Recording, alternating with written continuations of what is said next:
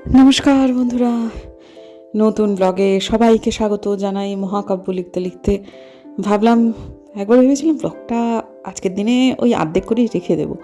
তার ভাবলাম অনেকটা সময় বাকি আছে ব্লগের, কেন রেখে দেবো। একটু আগে আপনাদের প্রচুর গান শুনিয়েছি। দেখা না দিলে বন্ধু কথা কইও না, এটা এই অবধি ছিল। তারপরে এখন মহাকাব্য লিখছি না, এখন লিখছি কালকে যে গানগুলো গাইবো সেগুলো একটা খসড়া করছি। কারণ ওই আমার তো হলুদ হলুদ হয়ে গেছে পাতাগুলো, ওইগুলো খাতাগুলো নিয়ে যাওয়াটা ওটা সেফ নয়। যে গানগুলো সিলেক্ট করেছি সে গানগুলোই লিখছি।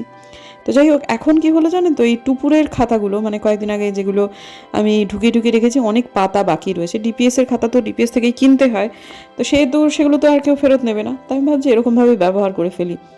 এবারে গান লিখে রাখার একটা খাতা করছি, যাতে করে আমার সিলেক্ট করতেও সুবিধা হবে, রিপিট যাতে না হয়। সেই জন্যই খাতাটা দেখলে আমি বুঝতে পেরে যাবো। তৎক্ষণাৎ একটি ফোন এলো, এবং ফোন আসাতে আমার হয়ে গেল সমস্ত কিছু গড়বড়। আমার ওই দিনের ব্লগেতে একটা ব্র্যান্ড প্রমোশন ছিল, সেই ব্র্যান্ড আমাকে বললো একটুখানি ক্লিপিং অ্যাড করতে হবে।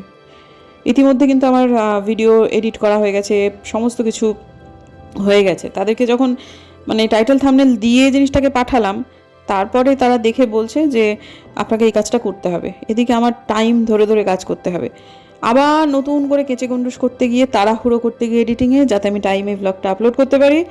আমার হয়ে গেছে একটা মেজর মিস্টেক। আমি একটা ক্লিপিং অ্যাড করেছি, তাতে একটা মিউজিক দিয়েছি, মিউজিকটা আর কাটতে ভুলে গেছি। জাস্ট নিজের দোষেই এটা হয়েছে। যাই হোক, কি আর করা যাবে, দোষটা অবশ্য আমারই। কমপ্লিট হয়ে গেল টুপুরের এই খাতাটাতে গানগুলো সব লিখলাম। আগে আমি লুজ পাতায় লিখতাম, কিন্তু এখন আমার মনে হলো যে না, এটাতেই লিখবো, এটা রেখেও দেবো। ওই ঝুরঝুরে পাতাগুলো এরকমভাবে থেকে যায়, পরে কোথায় এদিক ওদিক চলে যায়। আর দেখুন, ঝিনুক তালুকদার, এটা আমার বাবার হাতের লেখা। ঝিনুক তখন আমি হইনি, আর এগুলো ঝিনুক তালুকদার। তখন আমার খুব মনে হতো আমার নাম যদি ঝিনুক রানী দাসী হতো। সবগুলো অদ্ভুত অদ্ভুত ব্যাপার। যাই হোক, একটা অনেকক্ষণ ধরে একটা মাথা কাটানোর কাজ ছিল, শারীরিক কাজ। লেখাটা কি এমন ব্যাপার, কিন্তু কি জানেন তো, আসলে বিভিন্ন টেস্টের গানও দিতে হয়। একটা রেকর্ডিংয়ের তো 7টা গান লিখাই, যেহেতু সেহেতু মানে ওই একই রকম স্বাদের গান দিলে হয় না, সেসব মিলিয়ে মিশিয়ে রিপিট যাতে না হয়, এই আর কি। একটু হয়ে যাওয়ার পর যেন মনে হচ্ছে বাবা হাড়ে বাতাস লাগলো, একটু মনে হচ্ছে টায়ার্ড টায়ার্ড লাগছে, কিন্তু করার কিছু নেই। আজকে আমাদের অনেকগুলো কাজ আছে, আমাদের দেখতে যেতে হবে। কালকে একটা এমার্জেন্সি হয়ে গিয়েছিল, যার ফলে আমি তো সন্ধ্যাবেলাটা ব্লগ করতেই পারিনি। তা সেই ওনাকে একটু দেখতে যেতে হবে, কিন্তু তার আগে আমার তো গাছে একটু জল না দিলেই নয়। সেটা দিয়ে নিয়ে তারপর স্নান করি, পুজো করি, ওই অন্যান্য কাজগুলো মেটাই। তারপর একটু ওখান থেকে আর একটা জায়গাতেও যাবো, যার ফলে ওটা বুম্বাদার সাথেই যাব, দুটোই বুম্বাদার সাথে যাব। তো কাগজপত্র গোছাতে হবে, সেই কাজগুলোও করব। সব মিলিয়ে আমার এখন ননস্টপ কাজ করলে ধরুন ওই 1 ঘন্টা খানেকের কাজ আছে। তা যাই হোক, ঠিক আছে। এখন আপাতত আজকে ওয়েদারটা কালকের থেকে বাবা অনেক ভালো। কালকে কি গরম, উরে বাবারে বাবারে, মনে হচ্ছিল দম ফেটে যাবে, এমন গরম। তা আজকে সে আন্দাজে অনেক ভালো ওয়েদার হয়ে গেল। এবার ঝটাপট করে স্নান পুজো করে ফেলি। এটা হওয়াটা কোনো ব্যাপার না, এটা তো 2 মিনিটের ব্যাপার ছিল। এখন গাছ এত কমে গেছে, বাবা গ্রিল নিয়ে এত বেশি কনসিয়াস হয়ে গেছে, গাছ এখন আমাকে অনেক করে কমিয়ে দিতে হচ্ছে। তো যাই হোক, হয়ে গেল। এবারে আমি যতই হোক, এরপরে চান করে পুজো করে নিয়ে তারপর সেকেন্ড কাজের জন্য প্রস্তুতি নিই। তার আগে খুব একটু চা খেতে ইচ্ছা করছে, মনে হচ্ছে যে একটু চা খেয়ে নিয়ে তারপর যাই, খাই, ইচ্ছা যখন করছে। একটু ছড়িয়ে ছিটিয়ে গেছে, কিন্তু আজকে আমাদের মেনু কি দেখবেন, মানে ফার্স্ট ক্লাস আর সেকেন্ড ক্লাস প্রোটিন। এটা হচ্ছে ওই ঘুগনি, কালকে যেটা ভিজিয়ে রাখা হয়েছিল সেটা। এটার মধ্যে কালো চানা, সাদা চানা মানে কাবুলি চানা, তারপর রাজমা আর মুগ কড়াই রয়েছে, মানে সবুজ মুগ যেটাকে বলে। এটা হচ্ছে, এইটাই টুকুর আসলে খেতে পারেনি, সেটা আর কি পরে খাবে বলেছে। এটা হচ্ছে ডাল, বরলি মাছের একটা পাতলা ঝোল। এটা হচ্ছে রুই মাছ, কাতলা মাছ দুটো আছে, আলপনা দিয়ে গেছে, এটাও আলপনা দিয়ে দিয়েছে। এটা হচ্ছে চিংড়ি মাছ, তলায় পড়ে গেছে তাই বোঝা যাচ্ছে না, এটা চিংড়ি মাছ। আচ্ছা, এইটি হচ্ছে ওপরে রান্না হয়েছে ডিমের কারি। কুকুর যেহেতু আমার খায় না, সেহেতু জন্য। আর এইটা হচ্ছে ঢ্যাঁড়সের তরকারি, এটা কিন্তু বাটার দিয়ে ভাজা হয়েছে, আর তার সাথে হয়েছে ভাত। এই হচ্ছে আজকের দিনের আমাদের মেনু। শুধু যদি কেউ এই তরকারি খায় তাহলেও তার যথেষ্ট হয়ে যাবে। আর ঢ্যাঁড়সটা খুব অল্প ছিল, মানে শেষের পথে প্রায় হয়ে যাচ্ছিলো, মানে ওই আর কি একটু ভালো ছিল, বাকিগুলো সব ফেলে দিতে হলো, অনেক দিন থেকে কেনা আছে আর কি ওটা, তাই অলগাদি ওইটুকুই করে দিয়েছে। আজকে গোপালকে দিতে পেরেছি একটা পদ্ম এবং শ্রী রামেচরণেও একটা ওপরে দিতে পেরেছি। আজকে সর্বসাকুলে 7টা পদ্ম তোলা হয়েছে ওপর নিচ মিলিয়ে। নিচের ঠাকুরকেও দেওয়া মানে দিয়েছি এবং আমার শ্বশুরমশাইকেও দেওয়া হয়েছে। পদ্মগুলোর ফোটা সার্থক হলো এবং আমার পদ্ম ফোটানো সার্থক হলো, সত্যি কথা। এত ভালো লাগছে যে কি বলবো। আর আজকে বুধবার, আজকে হচ্ছে সবুজ রঙের পরার দিন। অনেকেই অনেকভাবে জিজ্ঞেস করেছেন যে কী বারে কী রং পরার ব্যাপার। তো আমি ভাবছি এটা নিয়ে একটু সার্চ করবো, অনেকদিন থেকেই ভাবছি, কিন্তু কিছুতেই হয়ে উঠছে না। আর এই যে আজকে একটু আগে দেখলাম, ওই যে তাড়াহুড়ো করলে যা হয়, তখন মাথায় এত কাজের চিন্তা, তার মাঝখানে ব্র্যান্ড ফোন করলো যে ওই ম্যাডাম ওই লাস্টের একটু পার্ট অ্যাড করতে হবে, ওইটুকু মিউজিক দিতে গেলাম, মিউজিক দিতে গিয়ে সে মিউজিকটা কাটতে ভুলে গেছি। আজকের দিনের ব্লগটা হচ্ছে ওই দেখবেন আলপনাদি কান্না শুরু হলো, ওইরকম একটা ছিল। একবার ভাবছি যে আমার নতুন করে আপলোড করি, এডিটিংটা ঠিকঠাক করে নিয়ে, পরে ভেবে দেখলাম প্রায় 2000 ওপর লোক দেখে ফেলেছেন এখনো পর্যন্ত, ওটা আর করা যাবে না, ঠিক হবে না ওটা করা। তাই জন্য একটা ক্ষমা চেয়ে নিলাম কমেন্টে। কী করবো বলুন, এরকম তাড়াহুড়ো আমারই ভুল ছিল, আমারই দেখে নেওয়া উচিত ছিল। ব্র্যান্ডের তো এরকম কথা তারা বলতেই পারে, তাদের যেটা পছন্দ হবে না, আফটার অল তারা টাকা দিচ্ছে না। তো শেষ মুহূর্তে আমার ওই রকম ভুলটা করা উচিত হয়নি, সত্যি কথা।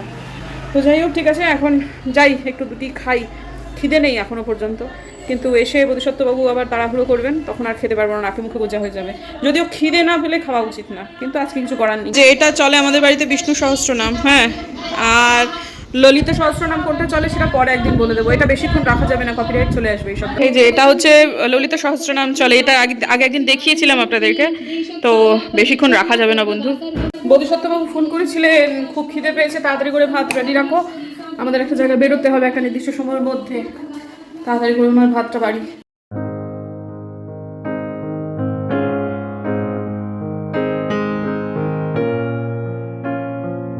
আজকে আমার পোশাকে সবুজের আধিক্য অল্প হলেও বেশি তো থাকবেই। তো যাই হোক, আমি না এই শর্টসটাকে করবো ভাবছি, কিন্তু এখন আমার হিসেব মতো আমার দিন চলছে না।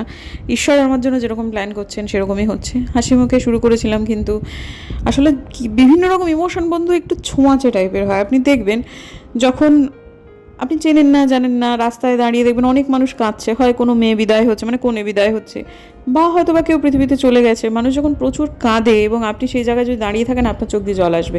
বা আপনি যদি ভিডিওতে দেখেন, তাতেও আপনার আসবে। তেমনই এক জায়গায় অনেক মানুষ হা করে হাসছে, আপনি কিছু না হলেও আপনার হাসি পাবে।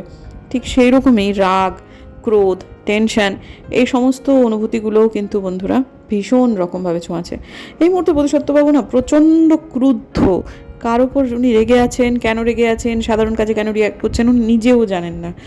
তো যাই হোক, আমাদের একটা জায়গায় যাওয়ার ছিল, সেখানে তো প্রথমে গেলাম, তারপর আর একটা জায়গায়, সেটা একটা সরকারি অফিসে এলাম। তো সেখানে সংলগ্ন হচ্ছে এই যে পদ্মের জায়গাটা, যেটা আমি টোটো নিয়ে যেতে যেতে মাঝে মাঝে দেখি, সেখানে এলাম। ভদ্রলোকের পদ্ম নিয়ে প্রভূত জ্ঞান রয়েছে, যা বুঝলাম, এবং এখনও মাইক্রো ভ্যারাইটি কিছু পাওয়া যাচ্ছে এনার কাছে। একটা আমার কেনার খুব ইচ্ছা হলো, এবং রিজনেবল। আমার মনে হয়েছিল দামটা অনেক বেশি, তা নয়, একদম রিজনেবল, কারণ এর থেকে কমে না রেডি গাছ কিন্তু কোথাও পাওয়া যায় না, আর উচিতও নয়, সত্যি কথা। তো যাই হোক, ঠিক আছে, এখন আপাতত আমরা ওই কাজটা মিটিয়েছি। হাসপাতালে ঢুকতে পারিনি, সত্যি কথা। তো ওই আর কি, হাসপাতালে গিয়েছিলাম একজনকে দেখতে, তো জেলা হাসপাতালে, তারপর সেখান থেকে আরেকটা জায়গায় গিয়েছিলাম। তো এখন কি হলো, ওই আর কি বাড়ির সামনে ধরুন টোটোওয়ালা, রিক্সাওয়ালা, তাদের সাথেও তিনি একটু রাগারাগি করছেন, আমার সাথে তো ছেড়েই দিন। হ্যাঁ, তো কেবল তার মধু ঝরছে কেবলমাত্র তার মেয়ের বেলায়, তাও মাঝে মাঝে সেটা ঝরছে না। তারপর ওই আর কি, যেটাকে কি বলে, মানে ভারী ধরুন পায়ের সামনে একটা পাপোশ, সেটার ওপরও তার রাগ, মানে উনি না একটু স্বভাব বিরুদ্ধ আচরণ করছেন, যেটা খুব বেশি রকম জারিত হচ্ছে। তো বাড়িতে এসে একটা জিনিস নোটিস করলাম, সেটা হচ্ছে আমার ফোনটায় চার্জ হচ্ছে না। মানে ফোন মানে একটা ওই আমার পুরনো একটা ফোন আছে, সেটাতে চার্জ হচ্ছে না। সে ফোনটা আমার জরুরি ফোন, সুতরাং আমাকে সেটাকে ইমিডিয়েটলি সারাতে দিতে হবে। তো ভদ্রলোকের সাথে আর যাওয়ার কোনো ইচ্ছা নেই আমার। তো আজকে আমি এরকম কোনো পোশাক পরবই না যে পোশাকে সবুজের ছোঁয়া নেই। এটা যেমন গোলাপি, কিন্তু এর মধ্যে একটা সবুজ আছে। যদিও আমি ভেবেছিলাম যে এই পোশাকটাকে আমি বাতিল করবো, আর বেশি দিন পরবো না, কিন্তু এই মুহূর্তে হাতের কাছে কিছু পেলাম না। আমি এসে বাড়িতে জামা কাপড় ছেড়ে ফেলেছি, তারপর ওটা খেয়াল করেছি, ফোন চার্জ দিতে গিয়ে দেখছি 16% চার্জ হয়ে আছে, আর চার্জ হচ্ছে না। মনটা এত খারাপ হলো, তা আবার বেরোলাম টুপুরকে নিয়ে, চল মা, আর ভাল লাগছে না। প্রথম আগে মোবাইলের দোকানে যাওয়ার আগে কিনলাম আমাদের তিরঙ্গা। কিনতেই হবে এটা, সামনে স্বাধীনতা দিবস আসছে, সেটা তো কিনতেই হবে। তো তারপরে সেখান থেকে মোবাইলের দোকানে দিয়ে ফোনটা দিয়ে দিলাম। ওরা বলল বেশিক্ষণ মানে ওটা কালকের মধ্যেই ওরা ফোন করে দেবে, যেটা হয়তো বা হাতে পেয়ে যাব। তা তারপরে আমি ওখান থেকে টুপুরকে নিয়ে বেরিয়েছি, যখন বাচ্চাটাকে নিয়ে একটুখানি নেস্ট ক্যাফেতে যাবো। আমার আসলে একটু মানে ওই আর কি, যখন খুব দমচাপা পরিস্থিতি তৈরি হয় না, তখন সেই জায়গাটা খানিকক্ষণের জন্য ত্যাগ করলে মন ভালো হয়। হাওয়া বদল যেটাকে বলে, তবে সেটা সাময়িক।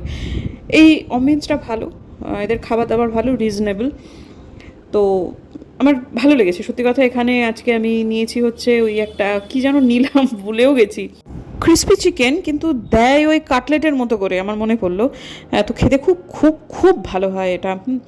আর ওই যে জিরো সুগার নিয়েছে টুপুর, আবার এই পেপসিটাই খেতে বেশি ভালোবাসে, বা এই কোকাকোলাটা। আর টুপুর নিয়েছে হচ্ছে সিজওয়ান সস দেওয়া ফ্রাইড মোমো। এটা আমার একদম ভাল লাগে না খেতে, মানে মোমো খেতে স্টিম মোমোই আমার ভাল লাগে। তারপর টুপুরের জন্য নেওয়া হয়েছিল একটুখানি ফ্রেঞ্চ ফ্রাইস। তো সেটা খেয়ে দিয়ে নিয়ে তারপরে বাড়ি আসছি।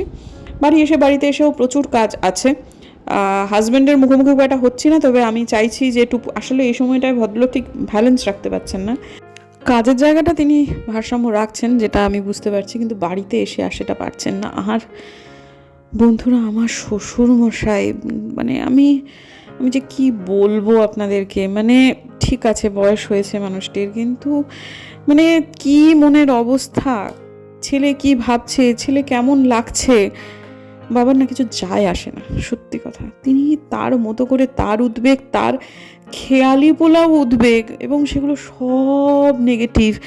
সেগুলো শুনি ছেলে আসলেই, মানে তিনি ওই মুম্বাইতে আসার পর, বাড়িতে ঢোকার পর ওই কিছুক্ষণ তিনি বাবার ওই গরল পান করেন, একদম এই শব্দটাই সত্যি কথা। তারপর ওপরে এসে তিনি সেগুলোকে ঝাড়েন। আমি কি বলবো লোকটাকে, কি বলবো, এমনকি ডাক্তারবাবুরাও মাঝখানে বেশ কিছুদিন থেকে বলছে, সত্যদা ছেলের কিন্তু বয়স হচ্ছে দাদা, এটা একটু মাথায় রাখতে হবে।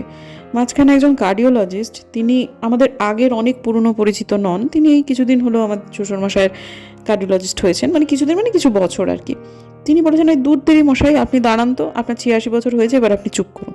মানে বকলমে তিনি যেটা বলতে চাইছিলেন, মানে আমার শ্বশুরমশাই তার কাছে দেখাতে গিয়ে কিছু উদ্বেগ প্রকাশ করেছিলেন, আমার এটা হচ্ছে, আমার ওটা হচ্ছে। তা সেটা অবশ্য বুম্বাদা খুব একটা সাপোর্ট করেনি, বলছে যতই হোক তিনি আমার বাবা, আপনি ওভাবে বলবেন না। কিন্তু ঠিক আছে, কিন্তু মানুষে না ধৈর্য রাখতে পারে না আমার শ্বশুরমশার সাথে। আর সেই লোকটাকে ধৈর্য ধরে দিনের পর দিন, যদিও উনি আমার শ্বশুরমশাই, কিন্তু এখন পরিস্থিতিটা তো আমরা প্রত্যেকেই খুব ডামাডোলে আছি, মানে আমরা নিতে পারছি না মাঝে মাঝে সত্যি কথা। এখন কিছু একটা টুপুরে হিললে না হওয়া পর্যন্ত না, মানে আমরা সত্যি খুব মানসিক অসুবিধায় আছি। আর বোধিসত্ত্ববাবু বিশেষ করে, আর তিনি ব্যালেন্স রাখতে পারছেন। আমি বুঝতে পারি তিনিও একটা রক্ত মাংসের মানুষ, মানে উনি যে কি ধৈর্য, সে যদি আপনারা এখানে আসেন তাহলে বুঝতে পারবেন। কিন্তু লোকটা এবার ওভারফ্লো করছে। আমি জানি লোকটাকে যদি এখনই, মানে আমার হাজব্যান্ডকে যদি মানে একটু রিলিফ না দেওয়া যায় না, তাহলে সত্যি খুব প্রবলেম হয়ে যাবে। মেশিনটা আবার বিগড়ে গেছে মনে হচ্ছে। আমি তো ওটাকে প্রেস করেও বিশেষ মানে কিছু সুবিধা করতে পারছি না।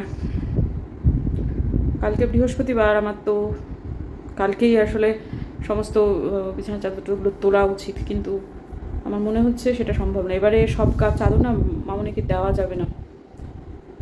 দুটো চাদর আমি কাচবো, দুটো চাদর মামুন কাচবে। আর প্রত্যেক দিন একটা একটা করে, মানে আগের রাত্রে ভিজিয়ে রাখলে তেমন সমস্যা হয় না, সপ্তাহে চেঞ্জ করা তো নোংরা বিশেষ হয় না। তা যার ফলে আগের রাতে তুলে রেখে ওটাকে একটু সার্ফে ভিজিয়ে রাখলে সব দিক থেকে ভালো হয় আর কি। মনে হচ্ছে নতুন একটা মেশিন কিনতেই হবে আর কি। আমাদের মমিনাদি খুব অসুস্থ। আজ কয়েকটা রাত হলো মা রাতে একাই থাকছেন। মমিনাদির সারা শরীরে, এমনকি মানে মাথা থেকে পায়ের পাতা পর্যন্ত, এমনকি হাতের তালুতে অবধি ঘা হয়ে গেছে সর্বাঙ্গে। সে প্রথমে ঘামাচ ঘামাচ বলছিল, পরে ব্যাপারটা ঘামাচ নেই, অসহ্য জ্বালা পোড়া, সেই সবগুলো মিলিয়ে মিশিয়ে আর কি সে অনেকদিন থেকেই এটা নিয়ে খুবই ভুগছে। তা মা বারবার করে এটাকে অ্যালোপ্যাথ ওষুধ দেয়, ডাক্তারের কাছে যাও বলছে, কিছুতেই যাবে না, হোমিওপ্যাথি নিয়েই যাবে। ওর বাড়ির লোকেরাও এই ব্যাপারটা নিয়ে খুব একটা সচেতন নয়। একতরফা মমিনাদি সংসারের জন্য সব করবে, মমিনাদির জন্য কেউ আর কিছু করবে না। এটাই আর কি ওর বাজা হয়ে থাকে সমাজের বা তথা জগতের নিয়ম, যা তাই আর কি। এখানেও তার ব্যতিরেক কিছু না। কিন্তু মাঝখান থেকে যেটা হচ্ছে যে মা অনেকদিন থেকে একা আছেন। ডাক্তারবাবু নাকি হোমিওপ্যাথ দেখিয়েছেন, তো তাতে বেশি সুরাহা কিছু হচ্ছে না। আর হোমিওপ্যাথ ডাক্তারবাবু নাকি বলেছেন এটা ছোঁয়া আছে, সুতরাং তাকে সম্পূর্ণ নিরাময় না হওয়া পর্যন্ত সম্ভব নয় আর কি তাকে রাখা।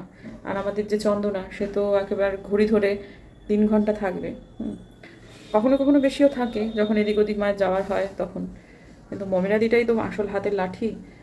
সেই এরকম হওয়াতে আমাদের মানে আমার দিদির দুজনেরই খুব চিন্তা। কারণ এই সেপ্টেম্বর আসলে আমার মায়ের 78 বছর বয়স হয়ে যাবে।